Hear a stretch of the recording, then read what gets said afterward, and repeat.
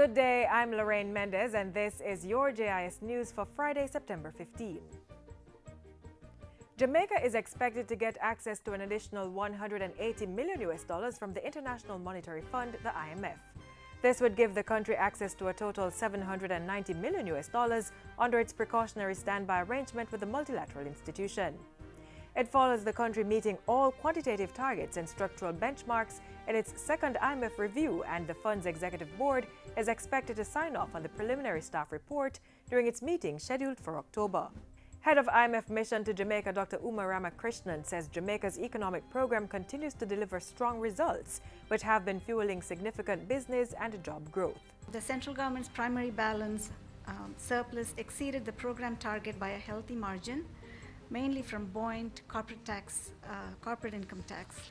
Non-borrowed reserves have also overperformed, and inflation is anchored within Bank of Jamaica's inflation target range of 4 to 6%. In the meantime, Prime Minister Andrew Holness says with the support of the IMF and other multilateral partners, Jamaica has been demonstrating incredible and unbroken resolve in its economic reform agenda. We have many successes of which we can be proud of. However, much remains to be done.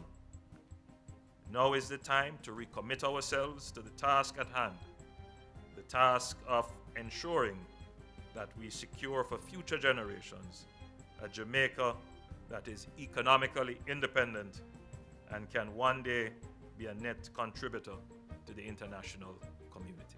The IMF mission conducted its review during a 2-week period. The review comes 1 month shy of a year since the 3-year precautionary standby arrangement came into effect. In other news, full access is expected to be restored to Jamaica's airspace this weekend. The Jamaica Civil Aviation Authority, JCAA, says landing and departure of all flights are now being facilitated on a 15-hour shift system. Chairman of the JCAA, Philip Henriquez, says a multi-stakeholder operation is now in place to ensure a 24-hour flight schedule for the country. Major damage to the airport's radar communication system due to a lightning strike a week ago has resulted in limited access to the country's airspace. What has also exacerbated that problem is that the riggers and gentlemen that have to get up onto the towers to fix our communication systems with the lightning and the rain and everything over Saturday as well, Sunday, has delayed even that process. So we unfortunately have had a rough time, but I do have to commend the staff tremendously because they have been putting in some immense hours and some very serious work to even keep us where we are right now. Meanwhile, aviation advisor at the Transport Ministry, Leroy Lindsay, says all the proper channels and protocols were followed during the restoration process. Everything that has been done at the JCAA since Friday has been coordinated with the International Civil Aviation Organization, and everything has been done within the standards of the aviation industry. Mr. Henriquez says the JCAA is in the process of changing over to a new air traffic control system, Top Sky Air Traffic Management. He adds that air traffic controllers are undergoing training, which will better enable them to fully utilize the new system. Minister of National Security Robert Montego yesterday launched the Security Program Oversight Committee SecuriPOC, aimed at improving safety and security of citizens. The initiative will allow citizens to contribute to the crafting and evaluation of strategies and plans developed by the Security Ministry. SecuriPOC will monitor the compliance and progress of the departments and agencies of the Ministry as it regards the implementation of their key performance indicators. It will then make recommendations where necessary to the Minister of National Security. Retired banker Peter Moses chairs the 15-member committee, which comprises individuals from academia, the trade union movement, the private sector, community personnel, faith-based and other organizations. In a move to adopt a bipartisan approach to treating with crime, the minister extended an invitation to opposition spokesman on national security Peter Bunting to be a member of the committee and to add his voice.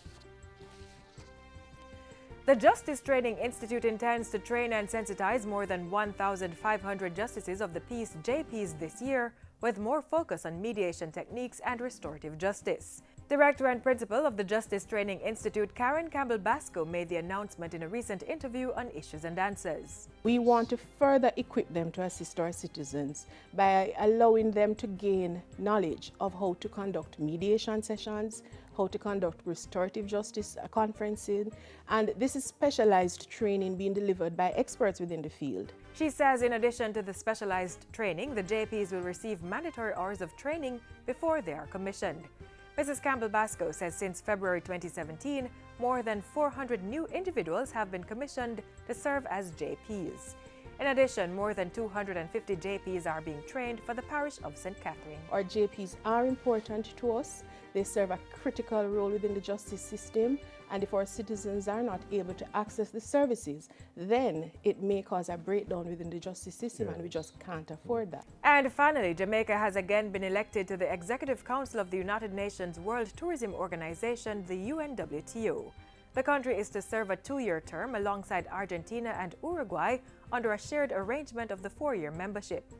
The second half of the 4-year term will be served by Honduras, Peru, and Brazil, beginning in 2019.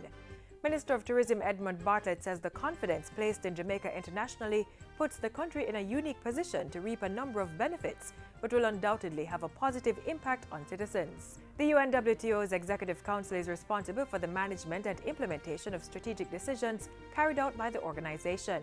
Collectively serving on the council allows tourism-dependent countries to work together to better advance the development of the region. And that's it for JIS News today. I'm Lorraine Mendez. Thanks for watching.